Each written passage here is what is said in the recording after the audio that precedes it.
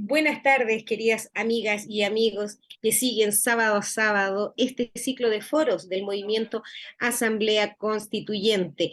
Este sábado nuevamente estamos con ustedes y queremos agradecer la presencia de los amigos que sábado a sábado siguen nuestros foros o los ven en las retransmisiones. También queremos saludar a nuestros amigos que hacen presente, esa posible, la transmisión de estos foros, que son el equipo de comunicaciones del MAC, liderada por Adelki Santana, y también nuestro querido amigo Jaime Parra, que es el técnico que está detrás, ¿cierto?, haciendo posible esta transmisión. También queremos saludar a los amigos que nos ayudan con la retransmisión de estos foros, como MOB Asamblea Constituyente, Capacitación Ciudadana, Movimiento Asamblea Constituyente, Comuna Debate, Debate Público y Lista del Pueblo. El día de hoy tenemos a dos colaboradores del movimiento que son personas que habitualmente nos están acompañando en nuestros foros temáticos. El día de hoy contamos con la presencia de Camila Vergara, doctora en teoría política de la Universidad de Columbia en Nueva York y actualmente investigadora en la Universidad de Cambridge, Londres, Inglaterra. Autora del libro República Plebeya, guía práctica para constituir el poder popular del año 2020, con fundamentación teórica e instrumentos para el trabajo de cabildos y asambleas comunales en red de construcción del poder constituyente originario desde las bases populares territoriales y desde otras actividades sectoriales. Participante de cabildos constituyentes de la quinta región de Valparaíso y también apoya en conversatorios en distintas organizaciones comunales a lo largo del país, asesorando en la creación y fundamentación de cabildos y asambleas. Y también el día de hoy nos acompaña Felipe Portales, sociólogo académico, actualmente en la Universidad de Chile, área de Humanidades e Historia Contemporánea de Chile, asesor de Derechos Humanos en el Ministerio de Relaciones Exteriores en el periodo 2004-2000, perdón, del periodo 94 al 96, pertenece al comité directivo de la Comisión de Ética contra la Tortura y colabora habitualmente como columnista en diversos medios de comunicaciones. Entre sus obras destacadas se encuentra el ensayo, que son ¿qué son los derechos humanos? Primer premio del concurso de ensayos efectuado por la Vicaría de la Solidaridad del Arzobispado de Santiago en 1978, Chile, una democracia tutelada sudamericana, nominado al Premio Altazor 2001, y Los mitos de la democracia chilena, volumen 1, desde la conquista hasta 1925.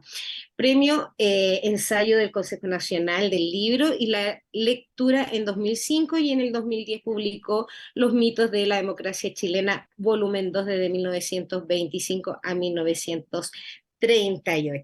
El tema que nos convoca el día de hoy es un fantasma, ¿cierto? Sigue a la clase política, ¿cierto? Que es el voto en contra, y que el día de hoy, ¿cierto?, vamos a interiorizarnos en este tema y queremos dejar con ustedes a Camila Vergara. Camila. Hola, buenas noches. Gracias a Jocelyn y Adelki y Jaime por invitarme, y Mario también. Gracias por tenerme nuevamente en los foros. Parte de lo que estabas diciendo, de este voto en contra, que es como un fantasma, claro, pero es un fantasma que está cada vez más real. Hemos visto que las distintas encuestas muestran de que las personas realmente están en contra de este proceso, de que las personas han entendido que este proceso ha sido una farsa desde un principio, que ha sido un proceso pauteado desde ni siquiera la derecha, sino que la extrema derecha, y que lo que vimos en las elecciones anteriores, las elecciones de los consejeros, estas personas electas que van a editar el anteproyecto de constitución que emanó desde el comité de expertos, que fueron apuntados a dedo, ¿ya? Son desde los partidos políticos, o sea, de expertos tenían re poco, básicamente este comité de expertos era monopolizado, o sea, el poder estaba en la mayoría, en los conservadores, ¿ya? O sea, la derecha más la democracia cristiana tenían la mayoría en ese comité y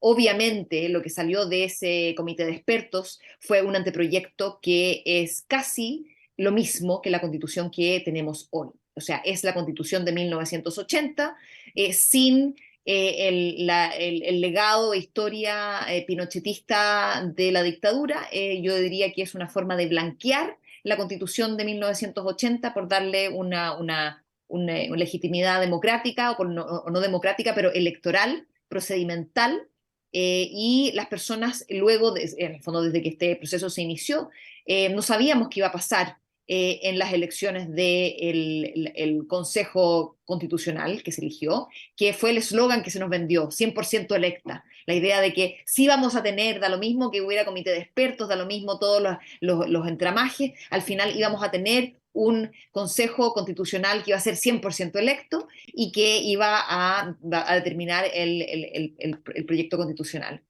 Las personas, no sabíamos nosotros si los chilenos y las chilenas íbamos a entender que esto era una farsa, no sabíamos si qué iba a pasar y al final pasó algo extraordinario, que alrededor del 17% de las personas votaron nulo o anularon su voto o fue un voto en blanco, en el fondo, que fue en contra de el voto, las personas que estaban postulándose, no solamente como personas, sino como partidos políticos, ya que hay un rechazo, es un voto anti-establishment, que le llaman, anti-institucional, que es un voto antipartido, y antisistema, ¿ya? Y este voto no solamente fue un voto, inmediatamente la élite política leyó este voto como el voto de los indecisos, de la gente que no sabe por quién votar, el voto ignorante, ¿ya? Y la verdad es que, como habíamos visto en otros foros, es un voto realmente consciente. Como dijo el profesor Gabriel Salazar, es el único voto que realmente es digno, ¿ya? Era el voto que fue en contra del sistema, que reconoce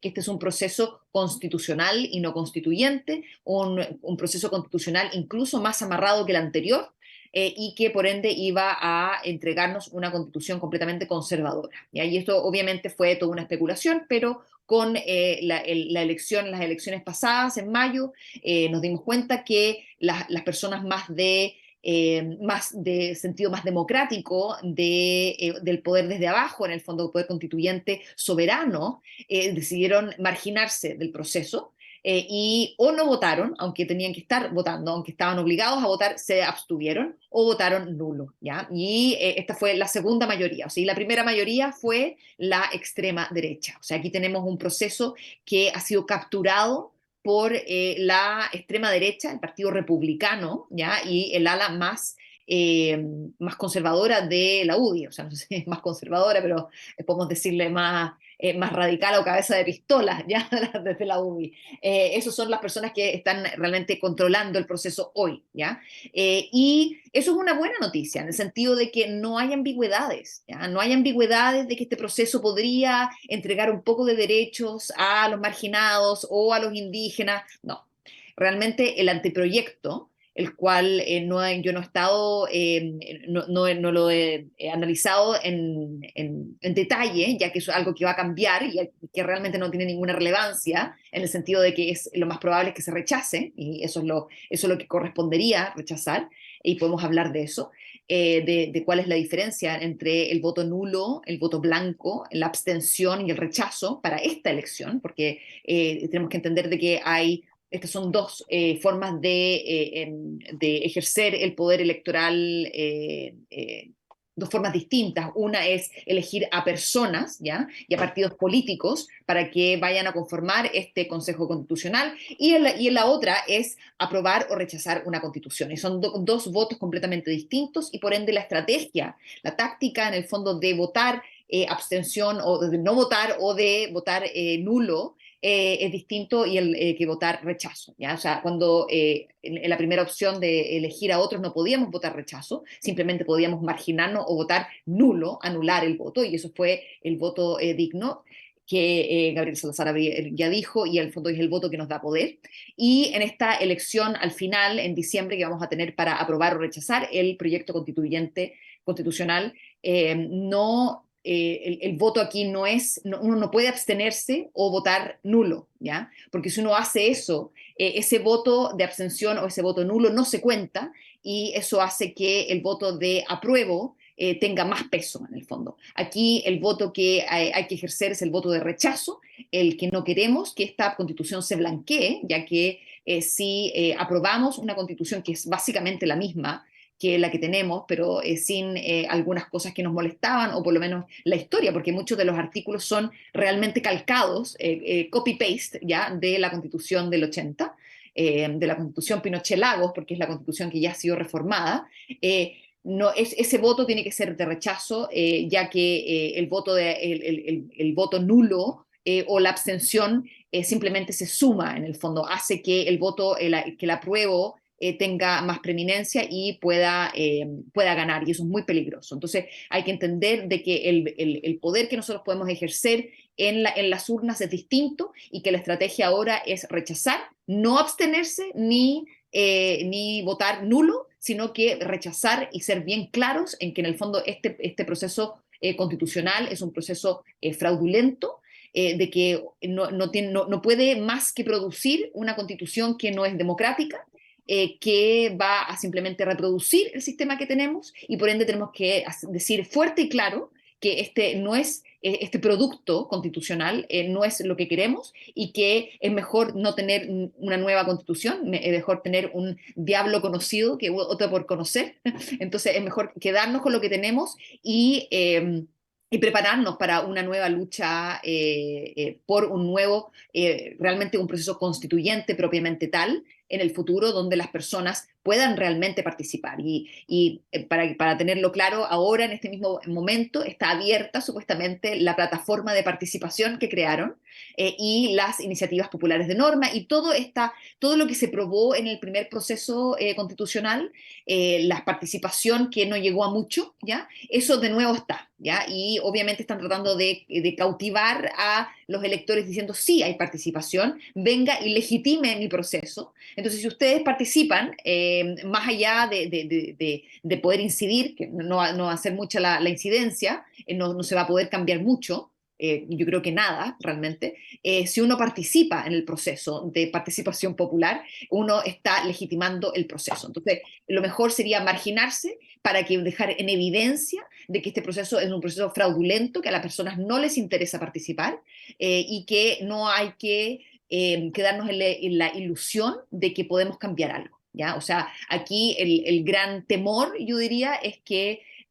salgan con que las mujeres tendrán más derechos en esta constitución, lo que no, por lo menos en el anteproyecto no se ve, que los indígenas tendrían más derechos. Eso está totalmente fuera del proceso, o sea, del anteproyecto. Por ejemplo, es lo mismo que en Chile, lo mismo que la constitución que hoy está vigente en Chile, en que los pueblos indígenas son entendidos como parte de la nación chilena, lo que es una contradicción en términos, ya que el concepto de nación viene de la palabra etnos, que significa etnia, ¿ya? Aquí la nación tiene que ver con una etnia específica, ¿ya? Que es supuestamente la nación chilena, que es lo que el proyecto unitario, portaliano, autoritario, criollo, diría yo, de Chile. En el fondo es una imposición, y que trata de borrar a los pueblos originarios, en el fondo los pueblos indígenas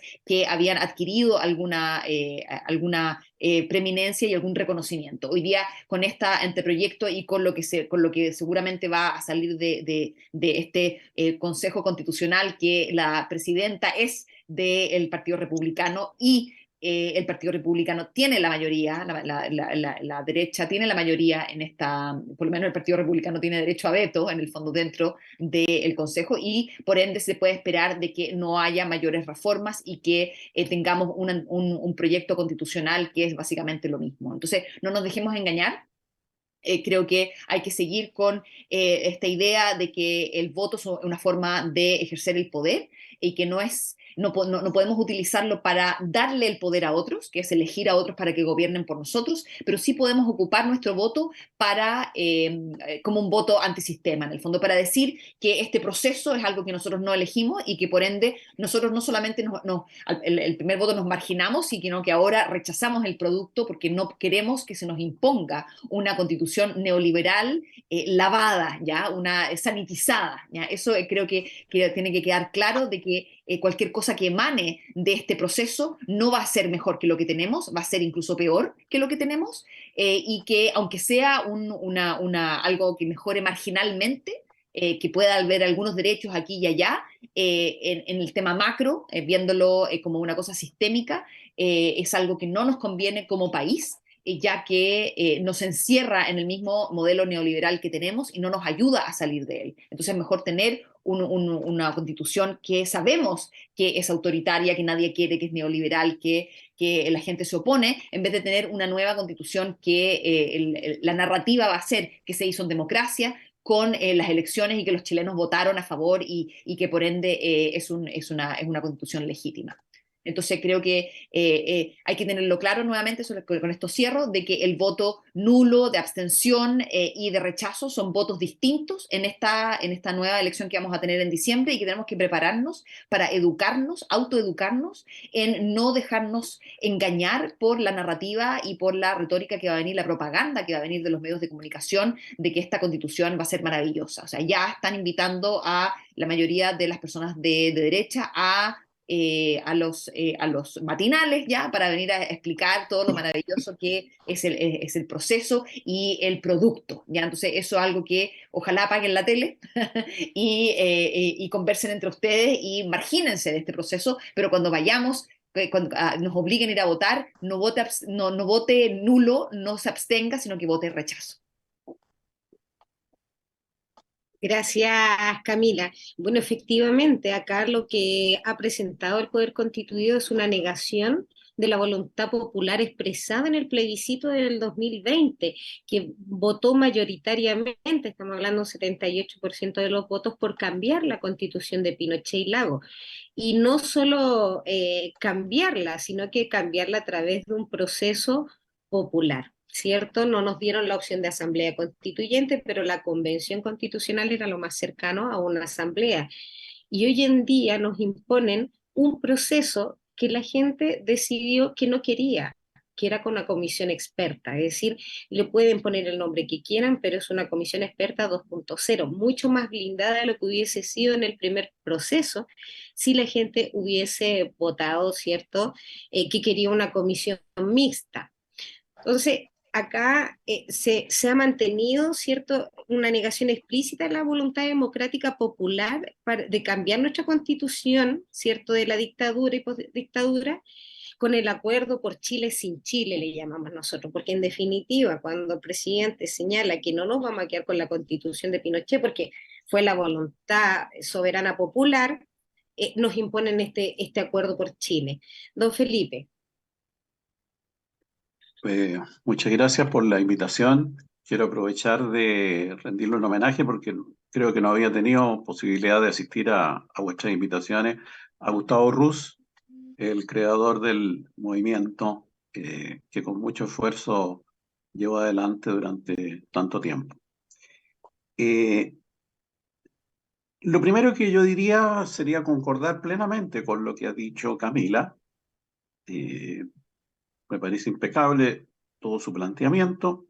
Yo solo quisiera agregar en esa misma línea que entre la Constitución de Lagos, porque a mí me gusta decirlo así, porque Lagos es el firmante de la actual Constitución, a pesar de que evidentemente que es básicamente la obra de Pinochet, pero es la Constitución de Lagos, suscrita por todos sus ministros, además, incluyendo a Jerko Luetich, ¿no?, que hoy día es consejero. Son todos ellos firmantes de la actual Constitución. Y esto no es un detalle en absoluto. Pero viendo el texto de de la Constitución del 80 suscrita por Lagos y sus ministros, y este engendro de la comisión experta, Bueno, resulta que es básicamente lo mismo, pero hay por lo menos dos elementos que son bien importantes que refuerzan la idea de Camila. La comisión experta, esto no se ha dicho y está pasando desapercibido, la comisión experta elevó los quórum para las reformas constitucionales de aprobarse esta constitución como ella lo hizo, de 4/7 a 3/5. Porque no se olviden de que para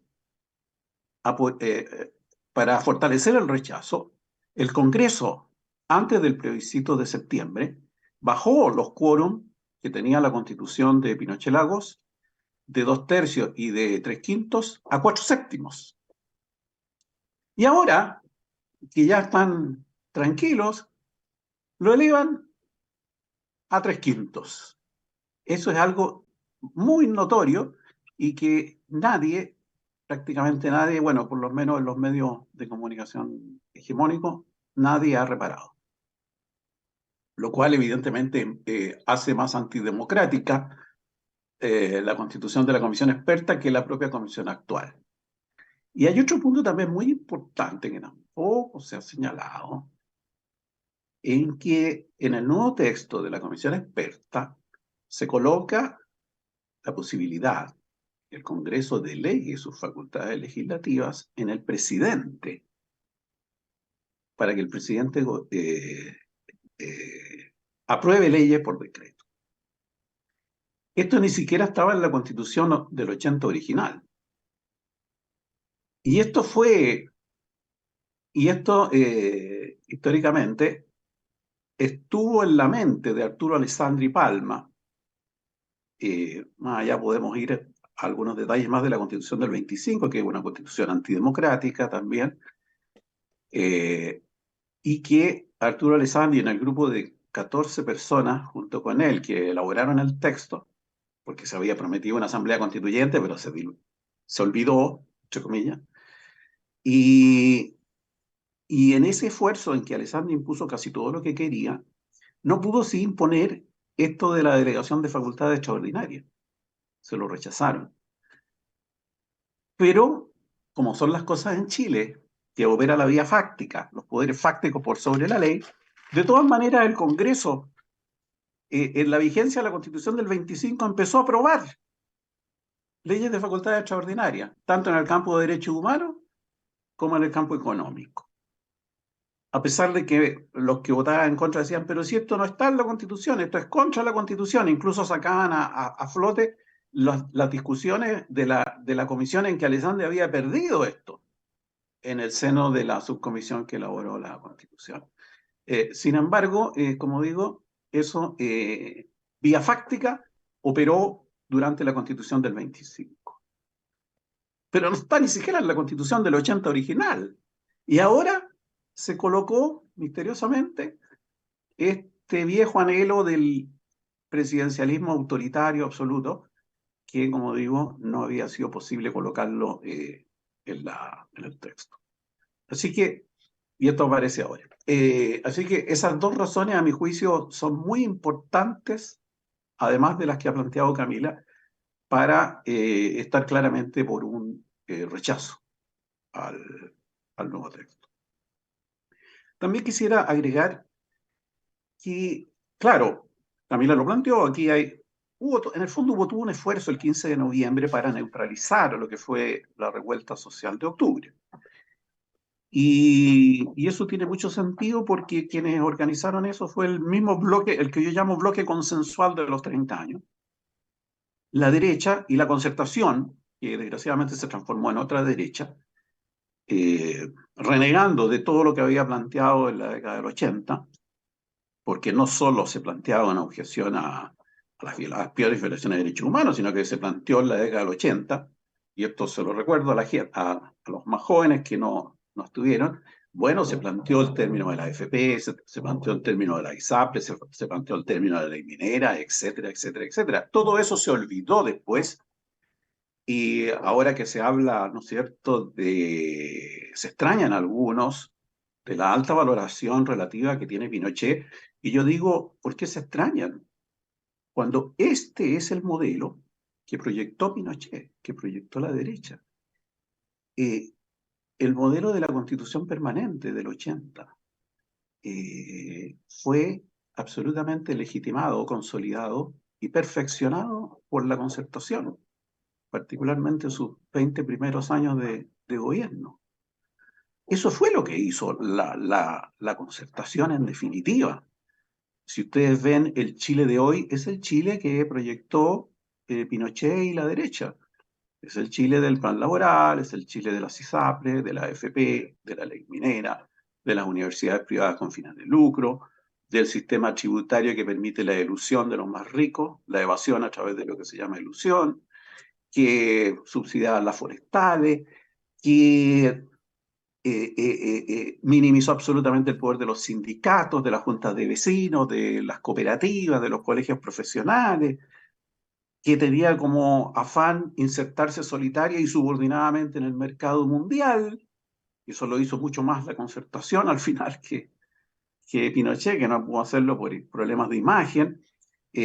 Incluso más, la Concertación profundizó el modelo de Pinochet, profundizó las privatizaciones, no revisó las privatizaciones con falta de la probidad que dijo que había que hacer, no, eso lo condenó. Se convirtió en un favorito de uno de sus actores, que es Julio Ponce Lerú, profundizó las privatizaciones, exterminó la prensa de centro izquierda. Sí, eso es un crimen el que hizo la Concertación y que no se discute, la gente no tiene idea de que había decenas de medios que laboriosamente surgieron en dictadura y que no los liquidó Pinochet, los liquidó la Concertación a través sobre todo de la discriminación del avisaje estatal. Fueron desapareciendo uno por uno, el APSI, el Análisis, la Época, el Fortín Mapocho, el Hoy, etc. Hizo concesiones también, lo que no privatizó concesionó, el sistema de caminos, se hizo efectiva la privatización de más del 70% de la gran minería del cobre, en fin,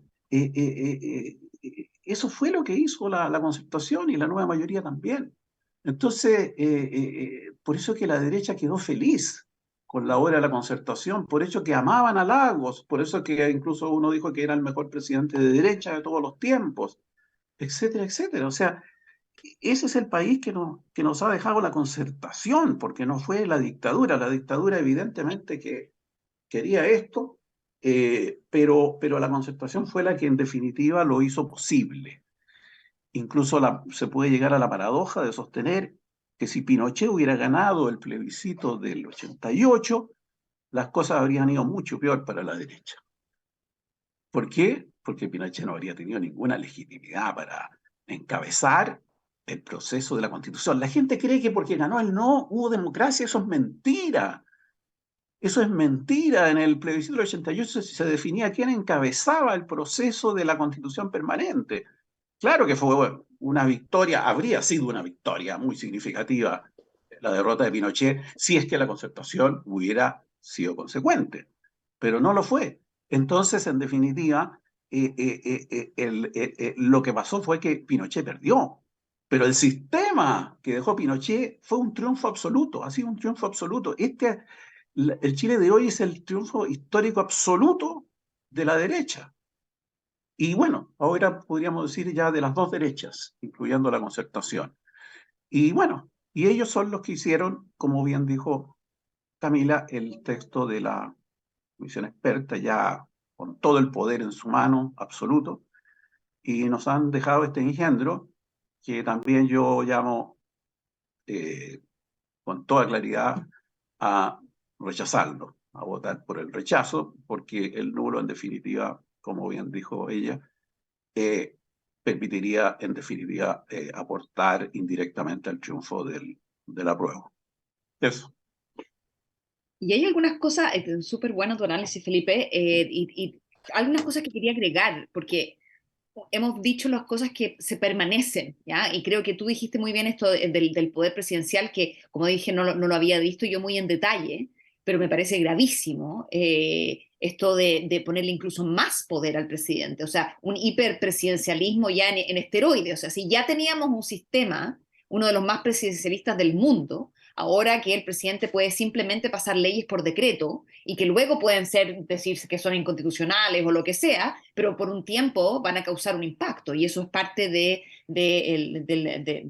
poder que se le da al presidente. Pero la otra innovación, que yo creo que incluso más peligrosa, pero en términos de narrativa, es la innovación que se hace en términos de democracia directa, y aquí entre comillas, ¿ya? Vemos que en los primeros artículos se hace la mención de que las personas, los ciudadanos pueden participar, tienen el derecho a participar a través de elecciones o plebiscitos o referendos, y en el fondo se hace alusión a formas de participación vinculantes, ¿ya?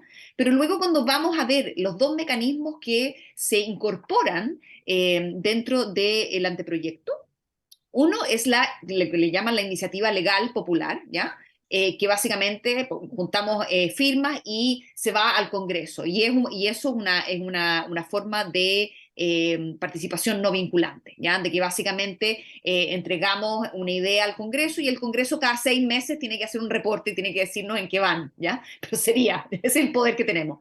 Pero lo otro, que es el otro mecanismo, que es un mecanismo que lo vimos durante el proceso constituyente anterior, ¿ya? Que es el poder que le llaman de derogación de ley o de veto, ¿ya? Que el poder de que cuando ya se ha pasado una ley, tenemos 60 días para parar esa ley, ¿ya? Y ese poder, y claro, y el mecanismo es que tendremos que juntar firmas, y luego pasaría al Tribunal Constitucional, que lo declararía admisible, y luego es el presidente el que tiene la facultad para llamar o no a plebiscito, ¿ya? O sea, es la facultad del presidente, no está obligado a hacerlo, y por ende es el presidente el que va a ocupar esta facultad, en el fondo, para sabotear al Congreso, porque al final tenemos que entender de que todos estos mecanismos se ocupa al pueblo como un peón, básicamente, que lo vamos moviendo para ver cómo nos sirve a nosotros como partido político, como gobierno. Entonces aquí tenemos la posibilidad de que haya una ley progresista, ¿ya? Que haya pasado y que se quiera derogar desde una mirada más conservadora, y que se movilicen las organizaciones conservadoras, o ya lo vimos con el proceso anterior, que es muy fácil de movilizar, se juntan las firmas y el presidente puede llamar a un plebiscito, y todo es todo controlado desde arriba, que el pueblo puede llegar y legitimar algo que va en contra de sus propios intereses, ¿ya? Y eso no significa que tengamos realmente el poder, ¿ya?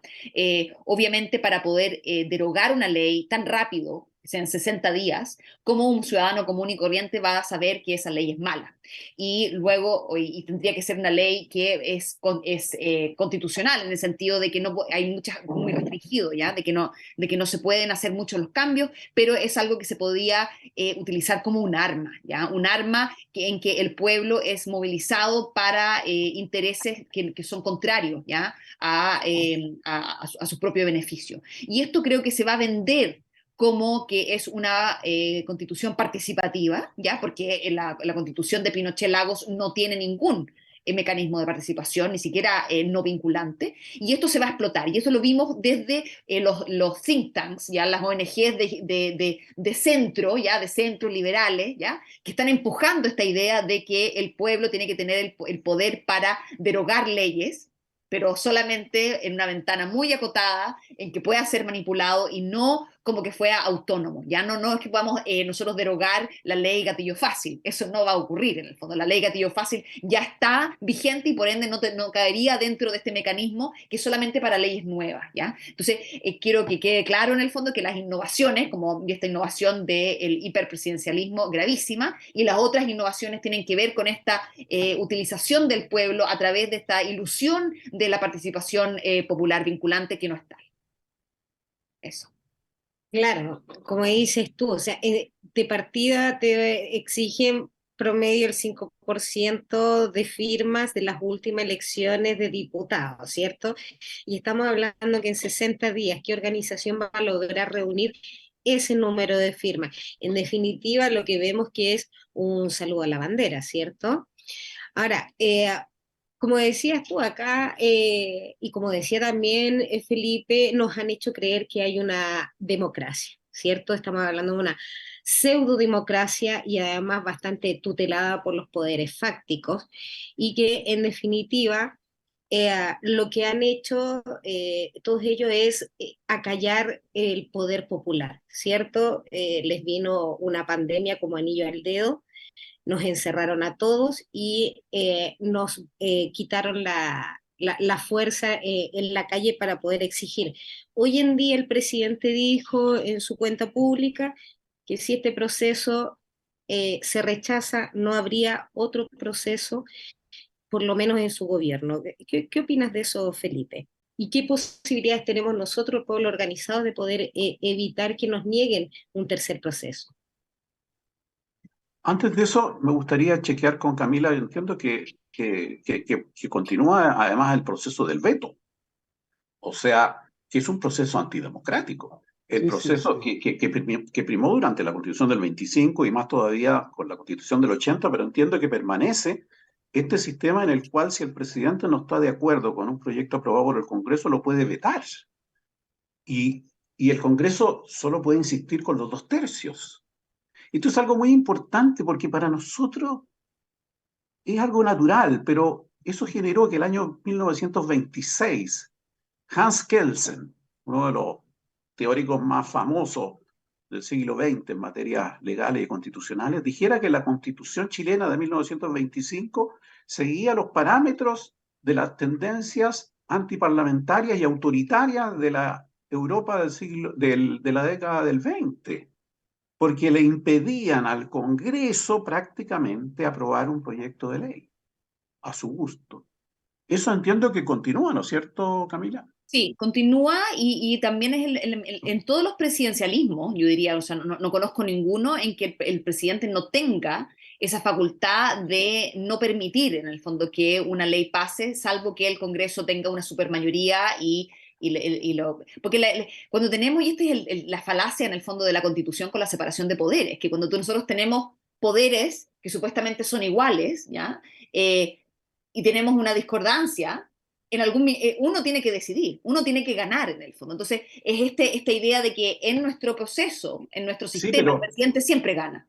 sí, pero es que lo democrático sería, por último, dejarle al presidente la facultad de recurrir a plebiscito. Claro. Si no está de acuerdo, ya sea con una reforma constitucional o con una ley que apruebe la mayoría absoluta del Congreso. Entonces yo creo que sería democrático que el presidente por último diga, miren, esta ley en realidad dificulta el cumplimiento de mi programa, en fin, etcétera, etcétera, y yo recurro al pueblo en plebiscito. Eso sería democrático.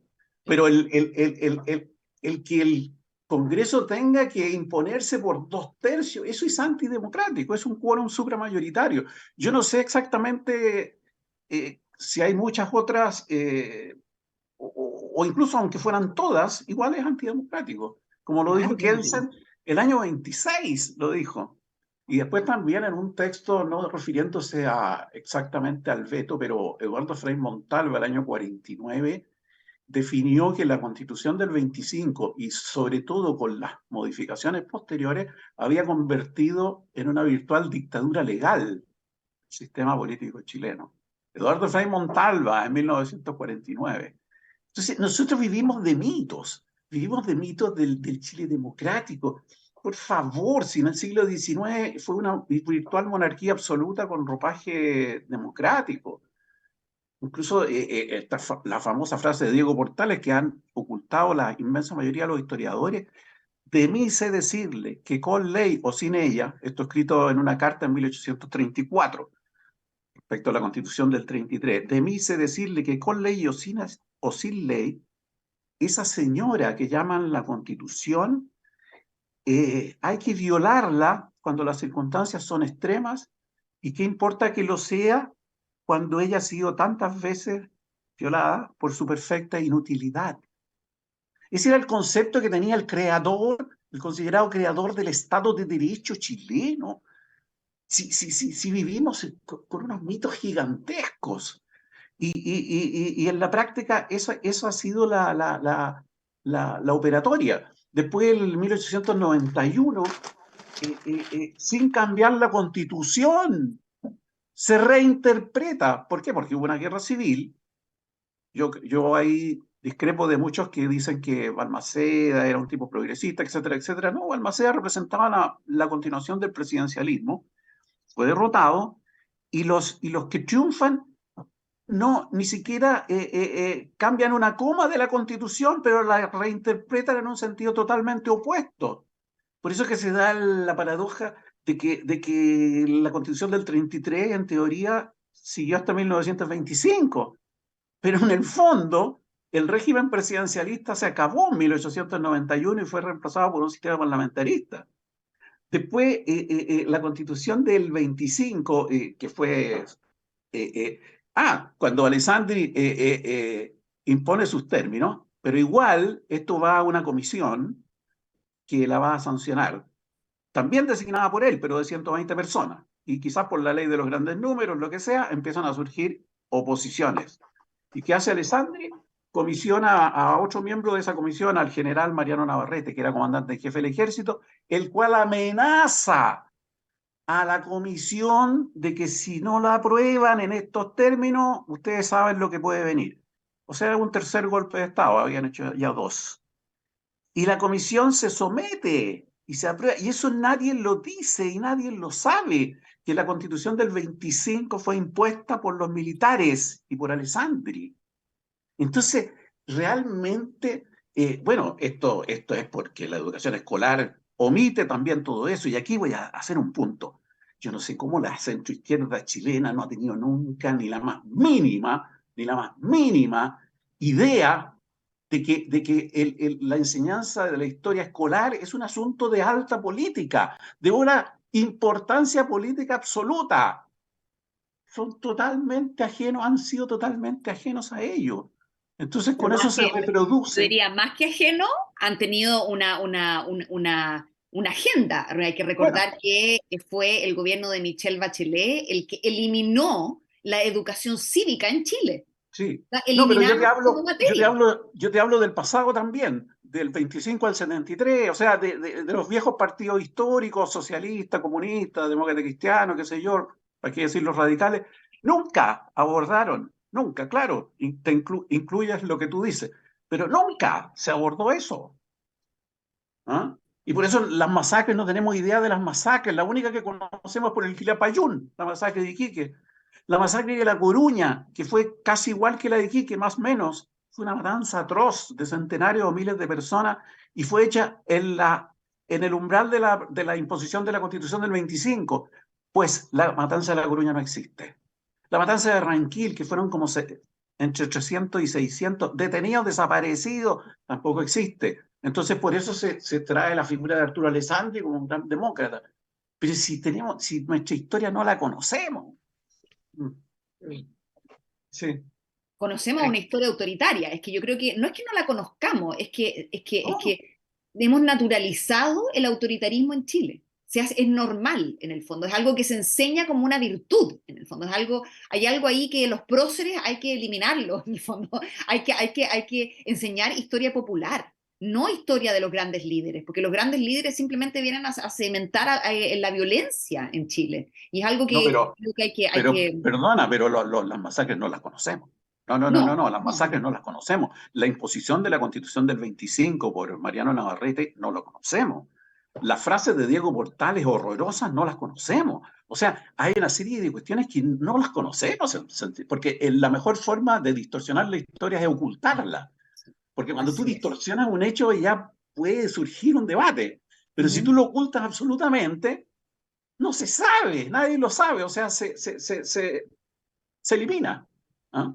Y yo te diría eso, ¿ah? O sea, fundamentalmente a través de la ocultación o del ocultamiento, ¿no? De los hechos, de una serie de hechos y procesos, se va haciendo un lavado de cerebro y hace que los chilenos y las chilenas no tenemos idea de nuestra historia, entonces no sabemos quiénes somos. Sí, es muy grave esto, es muy grave. Y desgraciadamente, yo he escrito ya muchos libros y yo incluso en gente de izquierda veo una actitud hostil hacia mí y que me dicen que yo quiero destruir la historia de Chile. Y así la gente que escribe en forma clara sobre hechos ocultos, evidentemente que está está destapando la olla. Mm. La historia Así es, consensuada. pues. Así es que en definitiva es lo que nos han querido imponer. O sea, imagínate que en los textos escolares todavía dice el gobierno cívico-militar y no le dicen a nuestros estudiantes que lo que hubo fue una dictadura cívico-militar, ¿cierto? Bueno, ha estado súper interesante este foro el día de hoy. Ya estamos llegando al cierre del programa. Les vamos a dar 5 minutitos para que puedan hacer un cierre. Pero me gustaría que pudieran analizar un poco las palabras del presidente. ¿Qué va a pasar si se rechaza esto? Él dice que no va a haber otro proceso. ¿Y qué perjudicial también podría ser para este gobierno no contar con una nueva constitución? Yo creo que está dentro del programa el poder contar con una nueva constitución, sería un gran fracaso no tenerla. Cuéntanos, Camila, ¿qué opinas al A mí me respecto? parece fantástico, ¿qué quieres que te diga? O sea, para mí este proceso, el segundo proceso, el proceso autoritario, el proceso de la derecha fundamentalista en el fondo, es un proceso que de partida carísimo, o sea, que estamos pagando todos, que nadie quiso, ¿ya? Totalmente impuesto desde arriba, un fraude, o sea, que me parece el colmo que exista. O sea, esto, ojalá que este proceso se acabara ya, ¿ya? En vez de andarle sirviendo con café, con mozo, ¿ya? Como todos estos millones que se gastan en esta élite que ya tiene todo cocinado, ¿ya? Este proceso no debería haber sido. Esto es un proceso cocinado que no debe haber sido y este presidente no tiene ninguna legitimidad para iniciar un proceso constituyente nuevo o para firmar cualquier constitución que salga de aquí. Yo creo que es mejor para nosotros que este fraude se termine luego, ¿ya? De que se rechace con todo para así tener un mayor poder y para que luego tengamos una elección presidencial donde quizás podamos tener un candidato o candidata de que la plataforma sea un proceso constituyente, democrático, con los cabildos y asambleas. Es la única posibilidad. Igual que, y aquí quiero recordar los procesos constituyentes latinoamericanos anteriores. Tuvimos Venezuela, Ecuador y Bolivia. Los tres procesos constituyentes fueron comenzados desde la campaña presidencial. En el fondo fue alguien que dijo, tenemos este problema, les prometo que yo el minuto que yo llegue a la moneda, en el fondo voy a llamar a un plebiscito para un proceso constituyente popular o lo que sea, ¿ya? O sea, dentro de. Y eso es algo que se promete y se cumple. Nosotros no tuvimos eso. Tuvimos un proceso constituyente al revés, en el fondo a contrapelo, en que teníamos un presidente multimillonario de derecha, en que nadie quería, con una aprobación bajo el 5% en el margen de error, y que él es el que inicia este proceso porque fue obligado en el fondo por el levantamiento popular de octubre de 2019. Y es un proceso que fue cocinado en noviembre y que fue impuesto nuevamente, ¿ya? Entonces fue a contrapelo, el gobierno no quería el proceso, el establishment no quería el proceso, lo sabotearon desde el día 1, ¿ya? Entonces, por ende, tuvimos un proceso constituyente a contrapelo que iba a ser, que fue en el fondo un fracaso, ¿ya? Y ahora tenemos uno fraudulento. Entonces, creo que es mejor que para nosotros también como poder popular en el fondo, o las personas que estamos tratando de que las personas se organicen y que se conviertan en actores políticos y dejen de ser simplemente consumidores de política, creo que es mejor que este proceso se cierre y que podamos ir a las urnas la próxima vez que tengamos una elección presidencial y exigirle a un candidato o candidata de que se comprometa a tener un proceso constituyente en que las personas puedan realmente tener poder vinculante, ¿ya? O que hayan plebiscitos intermedios o que hayan iniciativas populares de norma que vayan a referéndum, ¿ya? Y que tengan poder vinculante, o si no, no, ¿ya? Y aquí es la idea de que podamos tener a alguien, se puede levantar a alguien desde los cabildos o podemos comprometer a alguien a que haga ese proceso y empecemos de nuevo en 2 o 3 años más, pero no ahora. O sea, ahora creo que está bien que las cosas caen por su propio peso, no gastemos más plata, no le echemos más plata a un saco roto, ¿ya? Y que dejemos que este gobierno que se llama de nueva izquierda fracase, ¿ya? De que ha gobernado como la derecha, más derecha que de derecha. En el fondo, el Gualmapu, la región de la Araucanía, ha estado militarizada desde que Boric llegó al poder, ¿ya? Eso es algo inédito, que nunca la derecha había podido hacerlo, y ahora se ha hecho. Se han pasado leyes represivas, y ahora, como vimos con la filtración del audio famoso, el presidente quiere...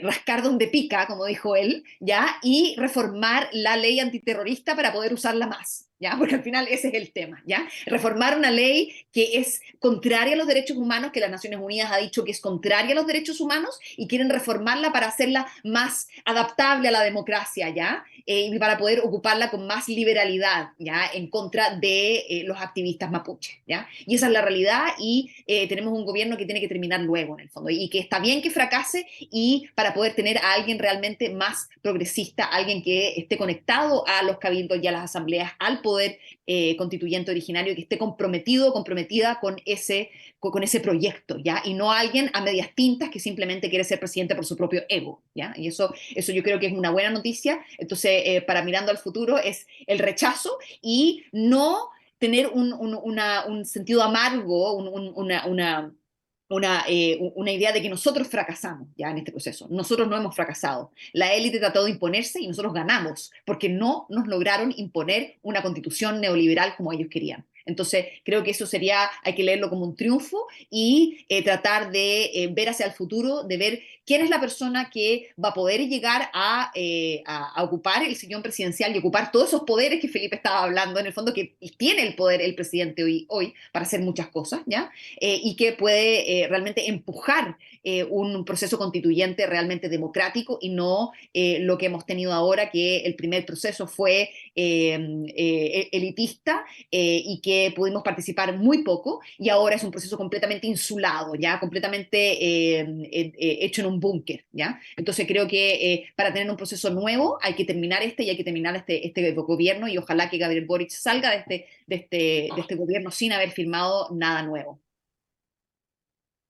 Gracias, Camila. Claro, efectivamente, las encuestas también han ido al alza en cuanto al rechazo del proceso. Tenemos la encuesta Ipsos del 4 de junio de 2023, que dice que el 23% considera que el proceso ya no lo representa, el 18% dice que no está optimista de que se produzcan los cambios que se esperaban, y el 15% de que los partidos se apropiaron del proceso constituyente. Así está la cosa hoy en día. Felipe, ¿qué nos puedes Sí, decir al respecto? sí, gracias. Nuevamente concuerdo con Camila, y quisiera sí señalar, tal vez desde mi perspectiva de sociólogo, creo que estoy con ese enfoque particular de que, de que aquí hay también una mitología en creer que, que la Constitución genera un nuevo orden, cuando es al revés. Un nuevo orden se refleja en una nueva Constitución, un nuevo orden, un nuevo poder político social, digamos, y ya sea para los casos en que son constituciones autoritarias o constituciones democráticas, siempre hay un deterioro absoluto del antiguo orden.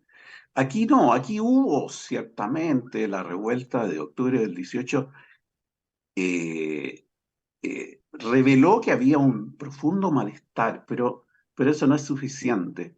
Y se comprobó a la larga que no existía una alternativa político-social sólida. De partida, los partidos que, aunque no hubieran participado en la promoción de la revuelta, que naturalmente pudieron haber tratado de canalizarla, como el Frente Amplio y el Partido Comunista, se subordinaron a las dos derechas. Simplemente se subordinaron y no plantearon una alternativa básicamente distinta. Incluso más, y aceptaron el quórum de los 2/3. Ahora, es cierto que hubo una elección muy sorprendente en que le fue tan mal a las dos derechas, a la tradicional y a la concertacionista, que entre los dos solo alcanzaban apenas a tener el tercio.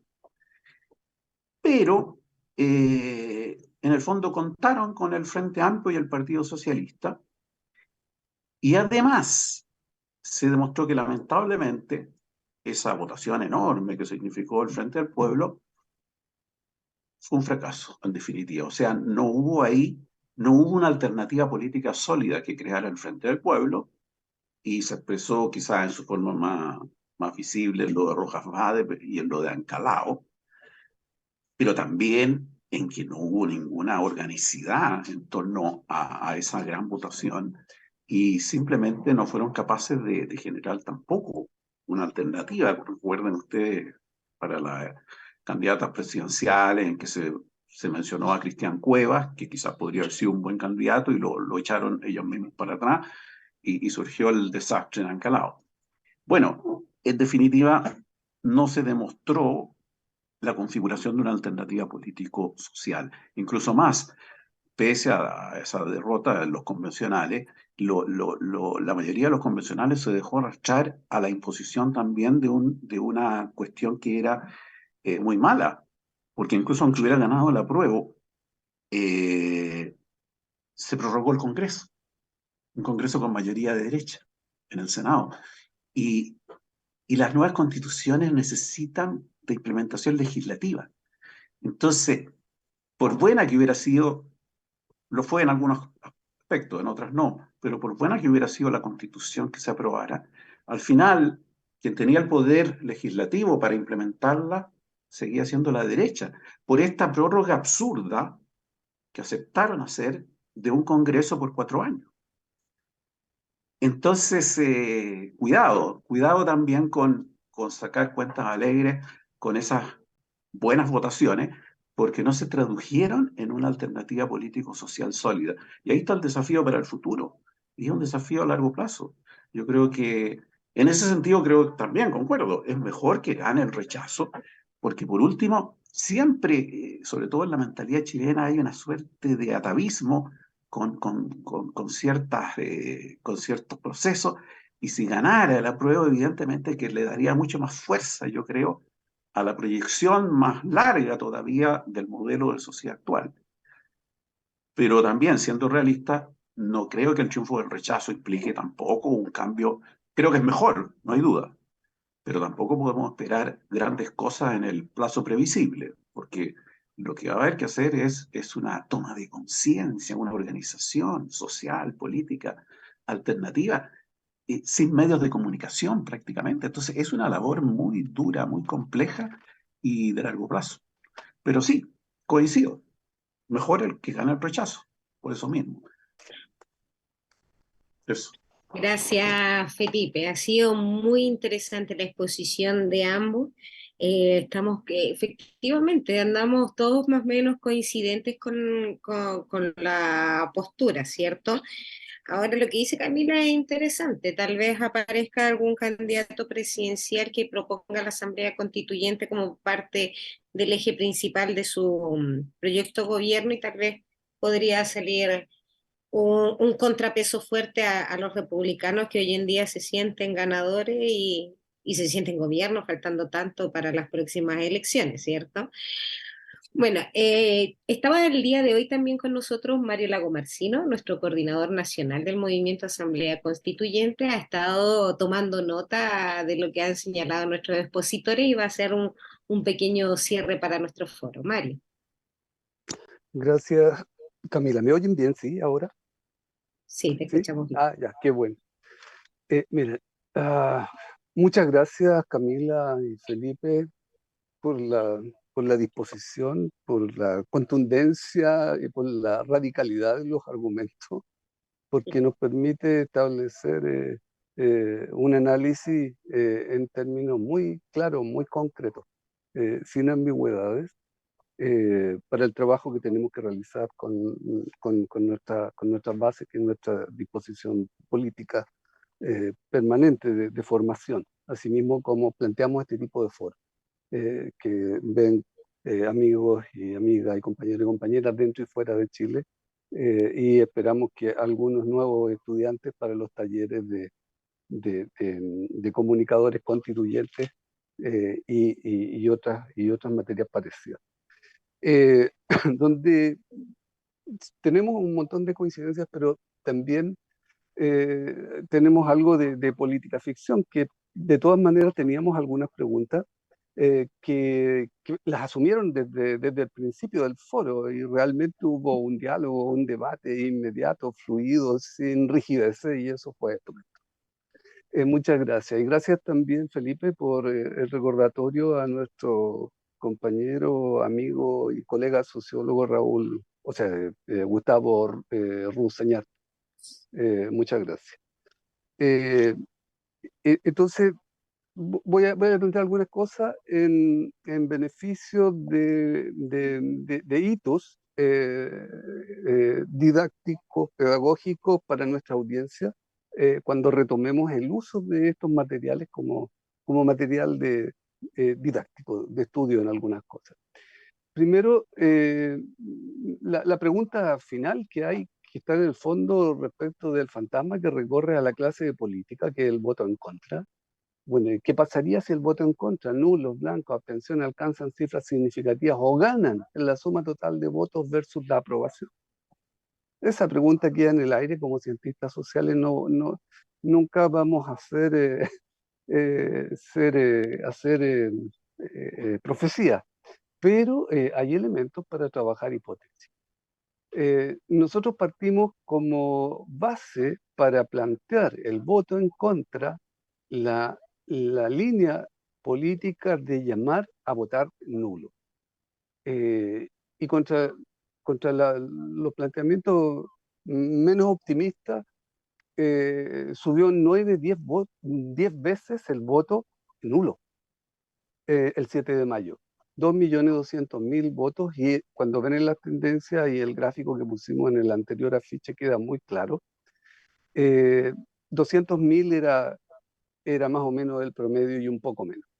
Subió 2 millones de votos. Voto de protesta, voto que, como Camila bien puso, tiene muchas interpretaciones y las derechas dicen una u otra, para ir deslegitimando, desdibujando, desmemorizando ese hito. En esa línea está. Entonces, la mayoría de los votos son de protesta y para nosotros hay que hacerlos notar. Y lo hacemos notar y lo tomamos como base para plantear la hipótesis de cómo puede ir hacia adelante. Entonces, estos resultados, más la inquietud del poder constituido, el Congreso Nacional reforzado en este momento respecto de su poder, porque al final, en este proceso actual, tiene la última palabra, tiene poder de veto, tiene poder de diseño previo. La misma comisión experta tiene poder de veto, pero al final, si no se llega a ningún acuerdo o hay algún tipo de discrepancia, es el Congreso Nacional que resuelve. Entonces, es parte del poder constituido, pero no hay que olvidar tampoco nunca el poder fáctico, los poderes empresariales, las élites políticas y la enorme presión del capitalismo nacional y transnacional hegemónico, y al imperio, que antes llamábamos imperialismo. Entonces, estos resultados tienen algunos elementos. La encuesta CADE que señaló Jocelyn, 4 de junio, solo el 28% de los encuestados votaría a favor de la propuesta de texto que emane en diciembre del Consejo Constitucional, que insistimos, tutelado por la Comisión Experta, los partidos del Congreso y con el apoyo del propio gobierno. El presidente Boric el 4 de junio dijo que no habrían condiciones para otro proceso constituyente durante su actual mandato, haciéndose eco de un anteproyecto que se planteaba de que cualquiera fuera el resultado, o si el resultado fuera adverso o hubiese cualquier situación, no se podía hacer un nuevo proyecto hasta en 8 años más. La encuesta Ipsos, que ya nombró Jocelyn, ahí habían elementos, y que es del 4 de junio, de que hay una conciencia de que los partidos políticos se apropiaron del proceso constituyente desde mucho antes, que no hay optimismo que se produzcan los cambios que estamos esperando en los pueblos, y que el proceso ahora, junio, este nuevo que se está planteando, del cual se conoce muy poco, no nos representa. Eso es lo que dicen las personas consultadas en una encuesta de nivel nacional. La encuesta Criteria del 10 de junio, el 63% de los encuestados dijo creer que es poco probable que el texto esté en sintonía con los intereses de la ciudadanía. Aunque la segunda encuesta, bajó un poquito esa apreciación en 9 puntos porcentuales. La encuesta Research Chile del 11 de junio indica que el 54% de los encuestados calificó de malo o muy malo el anteproyecto de la comisión experta. Solo un 29% ve con nuevos ojos el proyecto constitucional y solo un 8% lo votaría a favor. Y un 56% mencionó que sienten desagrado, miedo, tristeza, rabia o alegría con el actual proyecto y solo un 2% siente alegría según los datos. Eso. El Consejo Constitucional ya tiene una baja de 20 puntos con respecto al último mes de esta misma empresa de encuesta, mientras que la Comisión de Expertos tuvo una caída de 21 puntos. Y la caída de confianza en general respecto de todas las instituciones se reflejó en 31 de las 33 instituciones consultadas, donde la educación al menos no queda tan abajo, ¿ya? De las cosas que me interesan destacar. Y por último, considerando la historia de las decisiones de la oligarquía que ha señalado Felipe desde su conocimiento histórico del desarrollo de la República desde su nacimiento, la oligarquía, las élites, la monarquía del siglo XIX, las élites políticas, militares, empresariales, en el proceso de cambio de la Constitución de 1925 se dio por aprobada la Constitución hecha por ese grupo de expertos que fue amenazado previamente, como señaló claramente, nombrando incluso al general mandatado para esa tarea. Esa grande 120 personas y bajó, no me acuerdo, a un par de decenas o 50 personas, no me acuerdo cuántos fueron. Aunque la abstención fue del 54,63%, superando en casi 10% el resultado de la aprobación, el 45, que fue 45,37% respecto al padrón electoral, y la Constitución fue aprobada, aunque sacó menos votos que el voto de protesta, aunque era bastante difícil porque habían 3 votos, incluso estaban por colores, rojo, azul, blanco, y que por todos lados ganaban. No había mucha vuelta que darle, se parece mucho a este proceso. Entonces, la lectura que hace Camila respecto de las interpretaciones, que no nos quedemos con las lecturas que nos transmiten.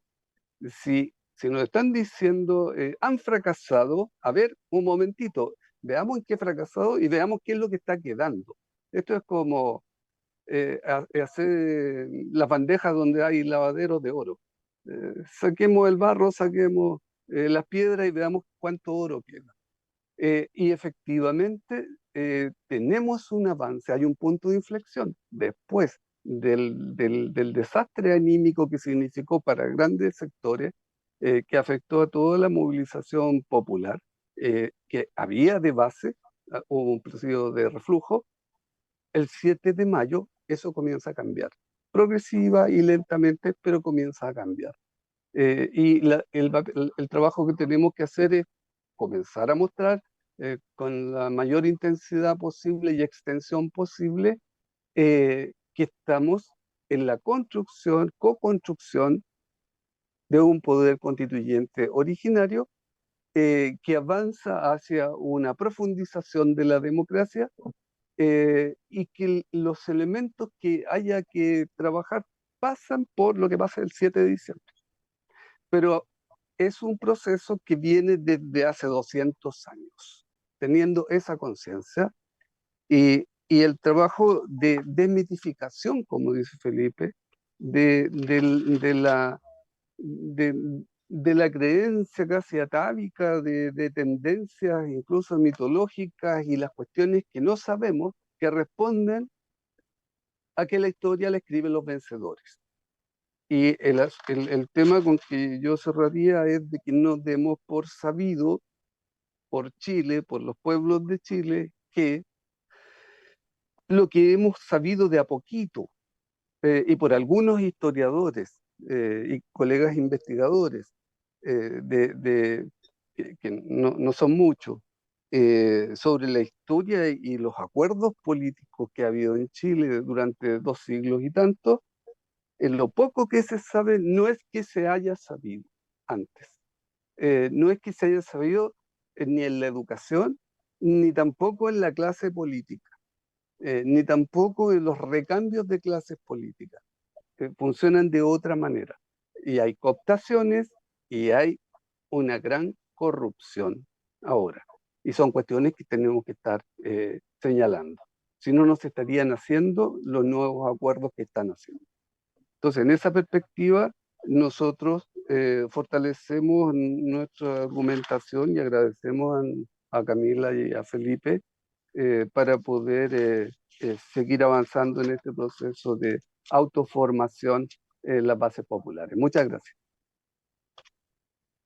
Gracias, Mario. Agradecer nuevamente la presencia de Camila, la presencia de Felipe, que siempre han sido grandes colaboradores de nuestro movimiento Asamblea Constituyente. Agradecer a Jaime, que siempre está en los controles y hace posible la transmisión de estos foros sábado a sábado.